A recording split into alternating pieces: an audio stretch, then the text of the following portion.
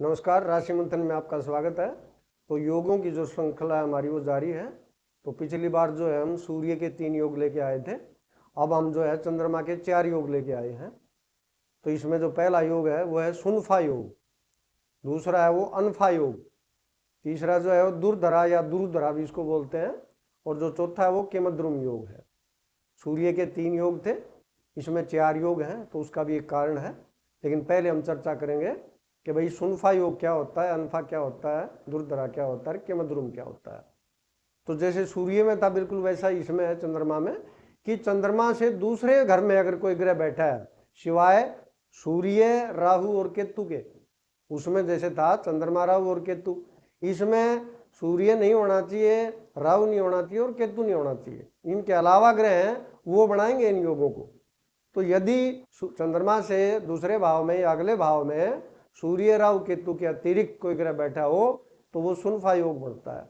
और उसके परिणाम जैसे सूर्य वाले में था कि हर दृष्टि से अच्छे परिणाम ही होते हैं, लेकिन वो ये देखना पड़ेगा कि भाई वो ग्रह कौन सा बैठा है, वो जैसा ग्रह है, जिन चीज़ों का वो कारक है उनके अनुसार वो फल देगा। शारीरिक जो क्षमताएं हैं या शारीरिक जो खुशी है, वो भौतिक खुशी जो है, मानसिक खुशी है, वो सारी चीज़ें जो है वो ग्रह देगा अपनी जो उसकी क्षमता है उसके अनुसार।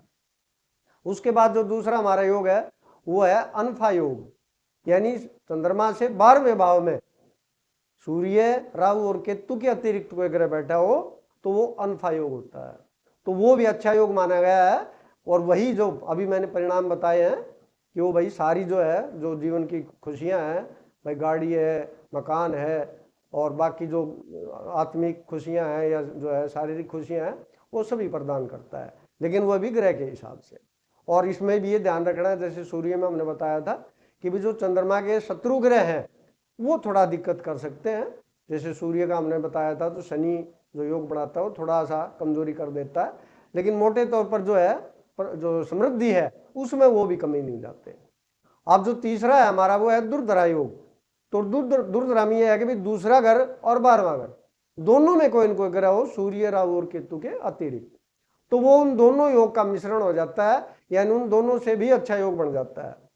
दूसरे घर में भी कोई ग्रह हो और 12वें घर में भी कोई ग्रह हो। और कई बार ये भी होता है भाई 2-2, 3-3 ग्रह बैठ जाते हैं तो वो और अच्छा योग बन जाता है। एक ग्रह बैठता है तो अच्छा होता है, ये 2-3 भी अगर बैठ जाए तो और अच्छा योग बन जाता है, यानी वो सभी जो है अपने परिणाम अच्छे देने लगते हैं।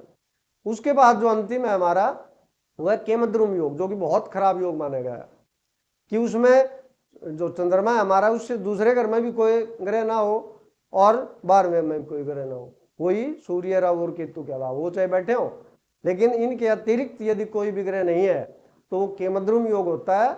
और वो जो भी है ये खराबियां हैं, जो निर्धनता है या जो मानसिक क्लेश है, मानसिक तनाव है, या कोई पागलपन है, उन्माद है, तो इस तरह की जो शिकायतें वो मिलती हैं। इसका एक कारण भी हम समझ सकते हैं कि जैसे मन है और वो अकेला पड़ जाए कि उसके आगे भी कोई ना हो, उसके पीछे भी कोई ना हो, तो वो जो है वो स्थिति उसकी आ जाती है और वो अकेलेपन के कारण जो है वो इन चीज़ों का जो है वो शिकार हो जाता है।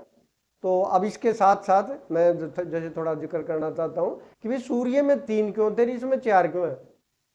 तो उसका एक कारण है कि भाई सूर्य के साथ कोई न कोई ग्रह आगे पीछे रहता ही है लगभग, या तो बुध रहेगा या शुक्र रहेगा, तो इसलिए उन्होंने उस चीज को अलग ही कर दिया कि भाई सूर्य के साथ ये योग जो है वो संभव नहीं है, लेकिन चंद्रमा के साथ जैसे ये योग संभव है, तो इसलिए उसके 3 योग थे, इसके 4 योग हैं।